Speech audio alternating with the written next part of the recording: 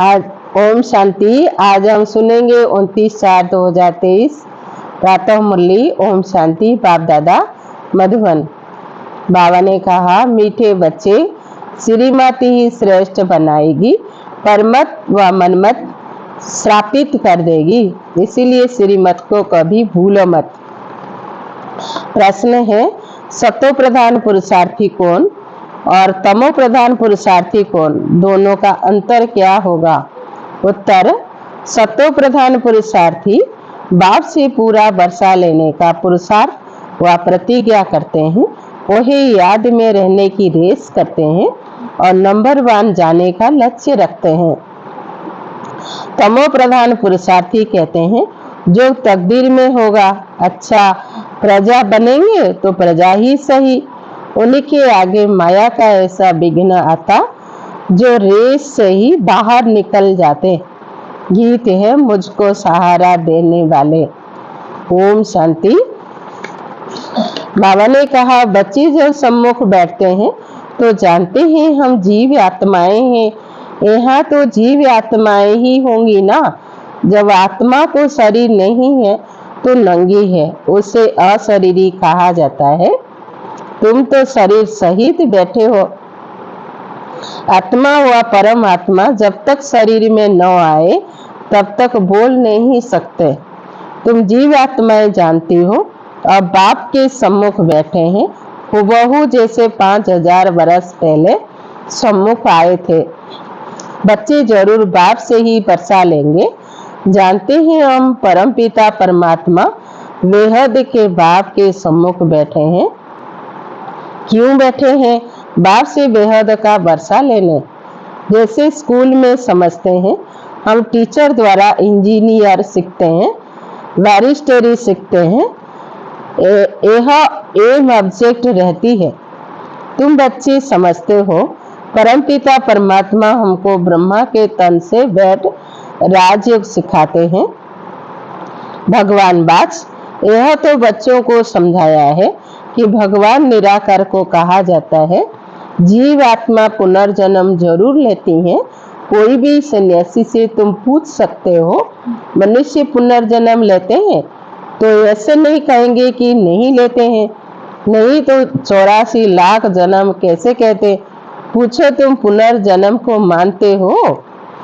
तो वही तो बरोबर है। आत्मा संस्कारों अनुसार एक शरीर छोड़ फिर दूसरा लेती है। ऐसे ऐसे करते मनुष्य 84 लाख जन्म नहीं परंतु 84 जन्म लेते हैं। इससे सिद्ध होता है पहला जन्म जरूर बहुत अच्छा सत्व प्रधान होगा, लास्ट में छी तमो प्रधान होंगे। 16 कला से फिर 14 कला, 12 कला होती जाएगी। पुनर्जन्म जरूर लेते हैं, पूछना चाहिए। अच्छा, परमपिता परमात्मा ने पुनर्जन्म लिया है या पुनर्जन्म मरण रहित है? देखो, ये पॉइंट बहुत सूक्ष्म है। अगर कहेंगे जन्म मरण रहित है तो फिर शिव जयंती सिद्ध नहीं होती। कहेंगे शिव जयंती तो मनाई जाती है, समझाया जाता है। हाँ, शिव जयंती है, परंतु जन्म के साथ फिर मरना जिसको कहा जाता वह नहीं है। अगर मरे तो फिर पुनर्जन्म लेवे। बाबा कभी पुनर्जन्म नहीं लेते, वही इस तन में एक ही बार आते हैं, बस फिर पुनर्जन्म में नहीं आते। परमपिता परमात्मा पुनर्जन्म रहित है, वही कब सतो प्रधान से तमो नहीं बनते। आत्माएं तो सब जन्म मरण में आते आते पतित बन जाते हैं, फिर बाप आते हैं पावन बनाने। ऐसे सिद्ध होता है आत्मा ही पतित होती है, आत्मा पावन आती है, फिर माया पतित बना देती है। बाप कभी भी बच्चों को गंदी मत नहीं दे सकते। इस समय के पतित मनुष्य पतित मत देते हैं, अब पावन बाबा करते हैं।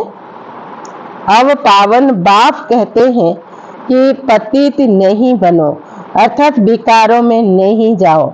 रावण की मत से दुखधाम बन गया है, पहले ही सुखधाम था। ऐसे नहीं, बाप ही सुख दुख देते हैं। नहीं, बाप कभी बच्चों को दुख की मत दे नहीं सकते। माया ही दुख देती है। उस माया पर जीत पाने से ही तुम जगत जीती बनते हो। मनुष्य माया का अर्थ नहीं समझते, वही धन को माया कह देते हैं। कहते हैं ना, इनको माया का नशा बहुत है।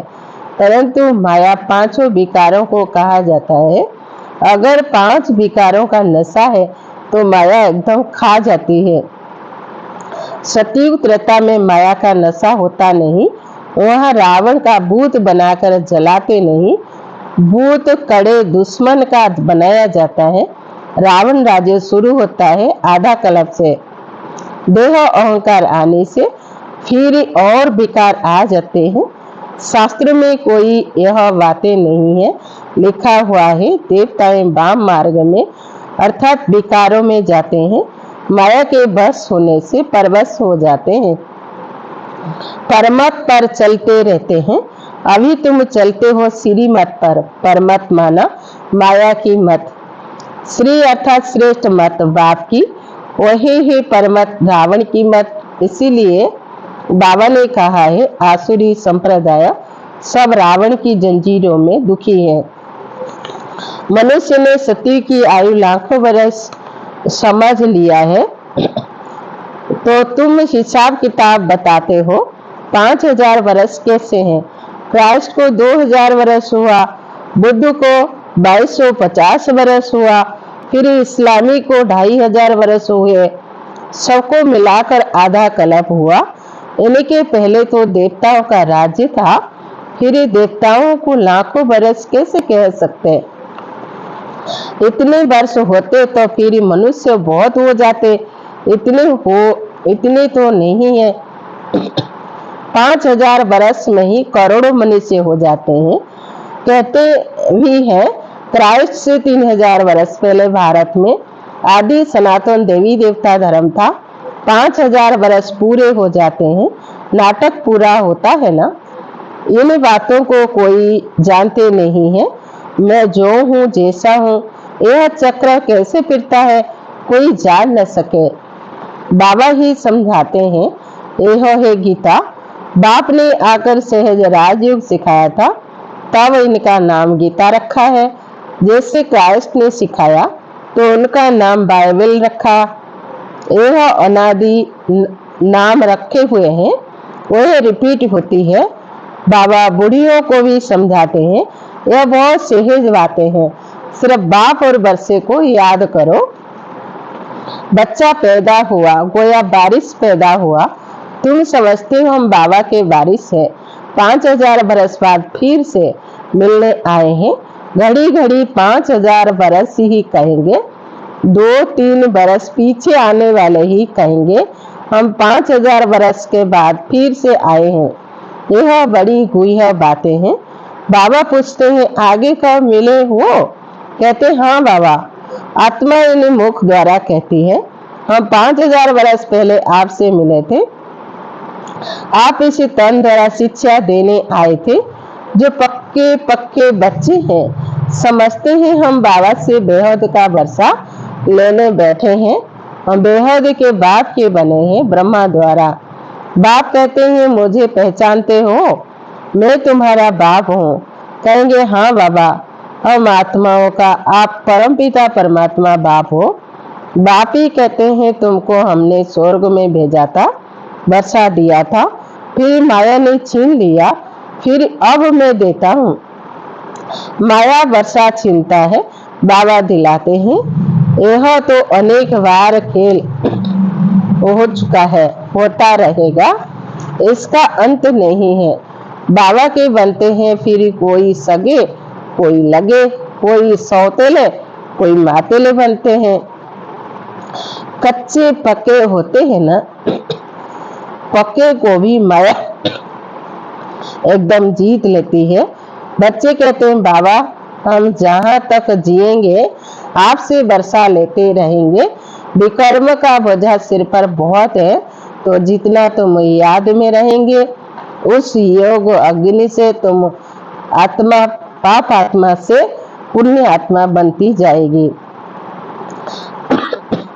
आग चीज को पवित्र करती है, तुम्हारी है योग अग्नि। यह है बेहद का यज्ञ जो बेहद के सेठ ने रचा है। इतना समय कोई भी यज्ञ नहीं चलता है। 5-7 रोज व 1 मास यज्ञ रचते हैं। तुम्हारा यज्ञ तो कितने वर्षों से चला आता है।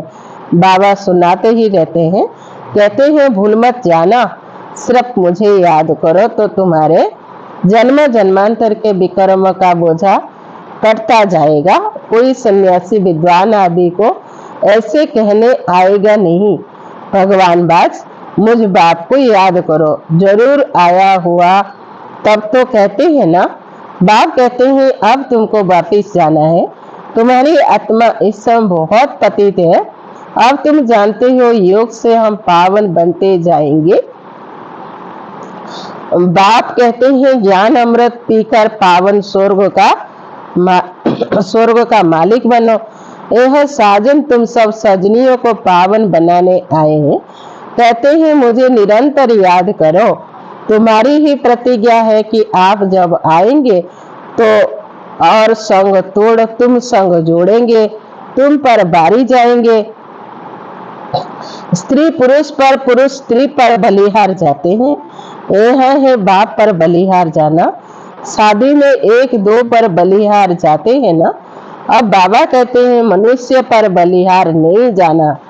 तुम्हारी प्रतिज्ञा है आप पर बलिहार जाएंगे। आप हमारे पर बलिहार हो ना। बाबा कहते हैं तुम बलिहार जाओ तो 21 जन्म तुमको सदा सुखी बना दूंगा। कितना भारी वर्षा। और बाबा कहते हैं मैं तुमको बर अथवा वर्षा देता हूँ, सिर्फ तुम निरंतर मुझे याद करो। श्रीमत से ही तुम श्रेष्ठ बनेंगे, यह भूलो मत। यह लक्ष्मी नारायण का चित्र भी घर में रख दो। हम बाबा से फिर से वर्षा ले रहे हैं। बाप परम धाम से आया हुआ है, परंतु माया चिल भी कम नहीं है, पंदा मार देती है। सबकी बात नहीं है, नंबरवार है। कोई तो एकदम भूल जाते हैं कि हम बाप से वर्षा लेते हैं। यह बैठे तो नशा चढ़ता है, यहाँ से बाहर निकला तो भूला, फिर सुबह को रिफ्रेश होते हैं, फिर सारा दिन भूल जाते हैं। 4-5 वर्ष अच्छी सर्विस करने वाले भी आज देखो नहीं है। कुछ अवज्ञा की तो माया ने जोर से थप्पड़ मारा और चले गए। बाबा कह देते हैं बच्चे माया बहुत कड़ी है, अवज्ञा करने से माया एकदम गिरा देती है। इसलिए गाया जाता है चढ़ी तो चाखे प्रेम रस, देखते हो कैसे चखना चूर हो जाते हैं। वैकुंठ में तो जरूर चलेंगे, परंतु पद तो नंबरवार है ना। भले वहाँ सब सुखी रहते हैं, फिर भी मरते तो है ना। स्कूल में मरतबा पाने के लिए ही पुरुषार्थ करते हैं, ऐसे नहीं प्रजा ही सही जो तकदीर में होगा। नहीं, इसको तमो प्रधान पुरुषार्थ कहा जाता है। सतो प्रधान उनको कहेंगे जो बाप से पूरा वर्षा लेने का पुरुषार्थ और वह प्रतिज्ञा करते हैं। यह घुड़ दौड़ है ना, सब नंबरवार तो नहीं जाएंगे। यह ह्यूमन रेस, माया ऐसे विघ्न डालती है जो एकदम रेस से निकाल देती है। तुम्हारी ह्यूमन रेस है। आत्मा कहती है हम बहुत दुखी हुए हैं, शरीर लेते लेते बहुत तंग हुए हैं।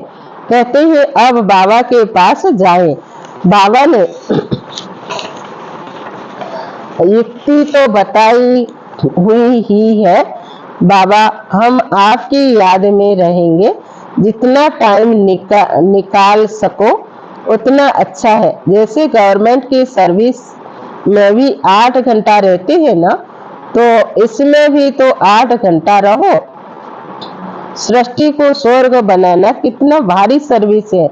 सिर्फ बाप को याद करो और सुखधाम को याद करो, बस 8 घंटा सर्विस की तो पूरा वर्षा पाएंगे। ऐसे याद करते करते तुम्हारी विकर्म विनाश होंगे।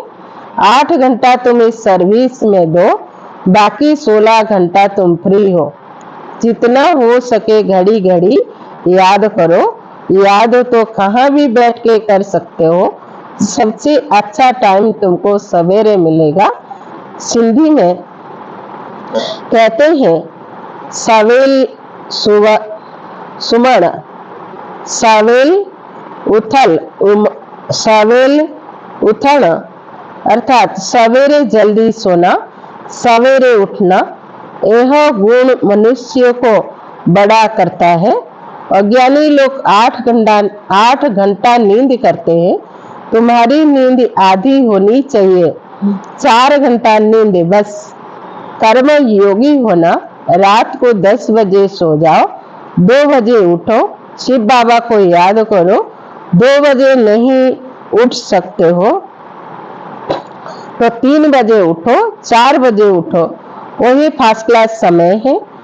एकदम शांति रहती है, सभी अशरीरी बन जाते हैं। उस समय सन्नाटा बहुत होता है, जैसे कि मूल बतन हो जाता है। ऐसे लगता है जैसे सब मरे पड़े हैं। उस समय तुम बाबा को याद करेंगे तो फिर वह याद पक्की हो जाएगी। अमृत वेले की याद अच्छा असर करती है। बाबा बहुत करके रात को जागते रहते हैं। स्थूल काम भी आने से माथा भारी होता है। सूक्ष्म सर्विस में थकावट नहीं होती है। कमाई थोड़ी ही थकाएगी, कमाई से तो खुशी होगी। तो सवेरे सवेरे उठकर याद करने से बड़ी कमाई है। अच्छा, मीठे मीठे सिखिलारे बच्चों प्रति माता पिता बाप दादा का याद प्यार और गुड मॉर्निंग। रूहानी बाप की रूहानी बच्चों को नमस्ते। हम सभी रूहानी बच्चों की रूहानी बाप दादा को याद प्यार गुड मॉर्निंग नमस्ते नमस्ते। धारणा के लिए मुख्य सार है, सवेरे अमृत वेले उठ अशरीरी बन बाप को याद करने का अभ्यास करना है। पूरा वर्षा लेने के लिए याद की रेस करनी है। कम से कम 8 घंटा याद जरूर करना है। सेकंड पॉइंट, एक बाप पर पूरा बलिहार जाना है। परमत व मनमत पर न चल, एक बाप की श्रेष्ठ मत पर चलना है। आज का वरदान है, रूहानी एक्सरसाइज द्वारा दैट अर्थात बोझ को समाप्त करने वाले समान और समीप भव। रूहानी एक्सरसाइज अर्थात अभी अभी निराकारी, अभी अभी अव्यक्त फरिश्ता, अभी अभी साकारी कर्म योगी, अभी अभी विश्व सेवाधारी। ऐसे एक्सरसाइज रोज करो तो व्यर्थ का जो बोझ है वो समाप्त हो जाएगा। जब बोझ अर्थात बैठ समाप्त हो, मासुक समान डबल लाइट बनो, तब जोड़ी अच्छी लगेगी। यदि मासुक हल्का हो और आशिक भारी हो तो जोड़ी अच्छी नहीं लगेगी। रूहानी मासुक आशिकों को कहते हैं समान बनो, समीप बनो। आज का स्लोगन है, अपने जीवन रूपी गुलदस्ते द्वारा दिव्यता की खुशबू फैलाना ही गुण मूर्त बनना है। ओम शांति।